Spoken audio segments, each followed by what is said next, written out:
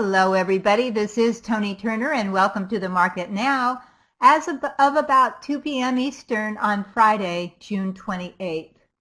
Well, U.S. stocks are rising so far today as big banks gained after clearing the Federal Reserve stress test. Also, investors are keeping a watch on the G20 summit, where a meeting between Presidents Donald Trump and Xi Jinping could lay the groundwork to resolve their trade dispute, and wouldn't that be nice? The two leaders are scheduled to meet on the sidelines of the G20 summit this weekend in Japan. And on that note, let's move on to three charts that could give us some insight into the week to come. Now, as we usually do, although last week we looked at a chart of the actual S&P 500 index, today we're back to our S&P 500 spider, symbol SPY. Of course, this is the ETF that closely follows the benchmark S&P 500 index. I like this chart, and we use it almost all the time because we can see volume on it. And volume sometimes becomes a very important aspect of analyzing a chart. Today when I captured this chart, the SPY was trading at $292.55.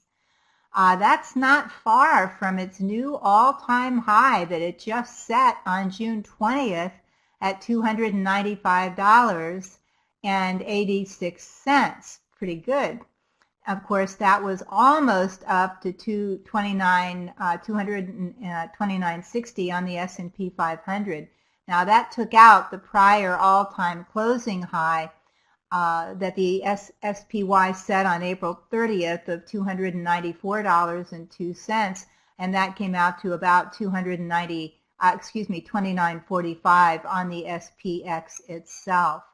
Now, as we look at where we are now, and again, we're at $292.55, $292.55 on the SPY, we can see that the RSI has backed off from its overbought zone where it was last week, the last time we talked. It's backed off from that, come down a little bit. That's actually a good thing in a way, because we know, and it's obvious to see, that at the beginning of this week, from these big highs we saw last week on June 20th, the market has pulled back from there. That resistance at 296 was tough, plus we have a lot going on geopolitically and otherwise. So the SPY stopped at that 296 line, and it has pulled back. Of course, that makes the RSI pull back as well, at least most of the time. We do have good news here that the 20-day, the moving average, the red line,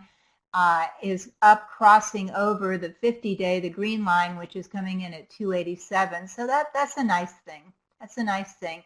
We have the 200-day moving average down here moving horizontally at $277.41. And these moving averages do have the power to act as support, or I should call it potential support, in case a pullback takes place. So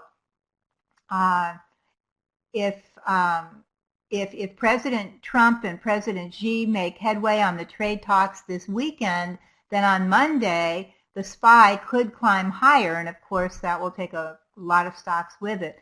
Now again, we still have resistance here at 296. And as the week heads into the July 4th holiday, the market may calm down a little bit as many traders will be leaving for a long weekend. Of course, July 4th is on Thursday, so a lot of people will take off. A lot of traders will take off Thursday, Friday, and the weekend. Still, we have plenty of support. We can see here at coming in at right up here at 280 at the 50-day moving average at almost 288. Lots of support coming in there. A little bit here at 290 we can see, 288. And then we have more down here at 282, 2800 to 282. So lots of potential support here should we need it. Of course, up around 273, we have that prior support from February. And we really, it'd be best for a bull market if the SPY does not come down and go below 273. So that's what we have going on now, a lot of wait and see lately, and we're still doing just that. Our next chart here is a chart of the Invesco QQQ with that symbol. As you all know, the QQQ represents the Nasdaq 100, and as I've mentioned before, the top five holdings of this index are Apple, Microsoft, Amazon, Facebook, and Google, and together those companies represent 43% of the fund's holdings. Now, just like the SPY, the QQQ fell from its all-time highs in April and did move down to about 168.5, 169 in May. Most stocks pulled back during May. It's to some degree anyway. When I capture, and then it's since then it's rallied back up over its 20-day moving average, its 50-day, back up, not quite up to its all-time closing high on May 3rd at 191. That was right here at 191.11. That was the all-time closing high for the QQQ. So again, it did fall from there. It rallied back up. Unlike the SPY though, it didn't keep going and make a new high. It backed off a little earlier, came back down toward the 50-day moving average this past week. And when I captured this chart today, the Qs was trading at $186.31. So a little short of those prior highs, but still in a pretty decent space here. Definitely above the 20-day moving average coming in at 183. The 50-day moving average coming at 183.83.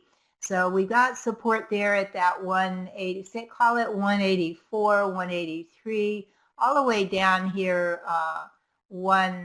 down to 178, and then down to the 200-day moving average again around 174. So again, be nice if on Monday and the coming week, holiday week, markets like to move up before holidays. Guess which is the only holiday they may not move up in front of, and that would be St. Patrick's Day in the middle of March. So while there are no guarantees here, certainly if the talks between Trump and Xi don't go well, maybe we have a down week next week, but usually markets like to go up before a holiday, and July 1st is known to be a day where markets like to go up. So, but that, of course, is a supposition and a guess. It certainly isn't a fact. We won't know until it does or doesn't happen. So we're, again, in a waiting zone here. It'd be best if the Qs stay above the 183, 184 line here. That would be best. So we'll see what happens next week. Now we're going to look at a chart we haven't looked at in a little while. This is the Global X Robotics and Artificial Intelligence ETF, the BOTZ. Of course, it's a daily chart. The BOTZ has 36 international holdings. The top holdings are Intuitive Surgical, Keyence Corporation, Mitsubishi, ABB, NVIDIA, and iRobot. Those are some of the top. It covers, what's interesting to me about the BOTZ is it covers a really wide swath of industry groups, including industrial machinery, healthcare equipment, electrical equipment, semiconductors, and life science tools and equipment. Really interesting, and services. So cuts a pretty big swath there through a lot of industry groups and sectors. Now the recent high here was on April 17th, and that came in at $21.91. It sold off in May. Again, a lot of companies sold off at least a little bit in May, so it did come down in May. But it held support here at 1870, and that coincides with the March lows from this year. So like the S&P, like the Nasdaq 100, it too found its lows during those months and held it. So that's a good thing to see that when the BOTZ came down to 1870 or so in March, flew up, came back down, buyers once again bought it at that level right here toward the end of May and the 1st of June. So then bots rallied, came back up, finally to 1950, moved over the 200-day moving average at 1980, and continued higher. In the last week or so, it stayed above this 50-day moving average, which is coming in at $20.25 right now. So when I captured this chart today, BOTS was trading at $20.74. If I don't think artificial intelligence is going away anytime soon. Certainly robots just may be here to stay. Of course, though, that doesn't mean that we don't manage our risk, because we certainly do. So if the market is positive on Monday, and I don't like buying in down markets, but if it's positive on Monday, Tuesday going into the week, I may add shares of BOTZ to my portfolio. My initial close that I'm going to use here, my initial stop I should have said, is a close below the 200-day moving average. Again, that's at 1980 right now. I'm going to give it a little bit of room here. So my initial close is a stop below the 200-day moving average, a close below it at 1980. If BOTS can continue to climb toward its prior highs back up here at 22 and even higher than that, if it continues its upward movement, I will then move my trailing stop to a close below the 50-day moving average, and that's coming in right now at 20.25. Of course, moving averages move every day as the prices adjust. So you can keep an eye on BOTS into the coming week. It may, again, as I just said, it may be, we'll have to see, that robots are here to stay. All right, and now let's go on to the coming week's economic reports. But first, please join us this coming Monday, July 1st, for our next session of Toni's Market Club. You know, I have some members that have been in the Market Club with me for the entire 11 years that it's been going on. It's absolutely incredible. So, if you are not sure how you can make money in the market right now, let us help. During our session, we talk about which side of the market to trade. I give you a mini trading lesson, and I also give you 5 stocks and ETFs that could become ripe for high potential trades. If you can't attend the live session, it's not a problem. The recording is available to all of our members just a few minutes after the session ends. Please know that this is a low-priced, high-value opportunity to learn how to trade more successfully and how to make more money. They wouldn't have been with me for 11 years if they hadn't been making money. So please join us. For more information, go to the link on this screen or simply click on the button below. And now on to this week's economic reports. Monday we have the ISM Manufacturing Index and auto and truck sales. Tuesday we have auto and truck sales.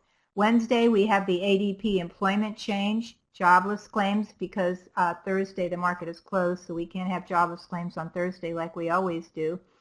The ISM non-manufacturing index and our usual crude inventories. Again, the market will be closed on Thursday for the July 4th holiday. On Friday, we will have the monthly jobs numbers with the unemployment rate and the natural gas inventories. Again, join us for Toni's Market Club this coming Monday. Don't miss out on this terrific opportunity to raise your trading skills and especially your trading profits. Until next week, keep green on your screen. Have a safe and happy 4th of July. I'm Toni Turner, and this is The Market Now.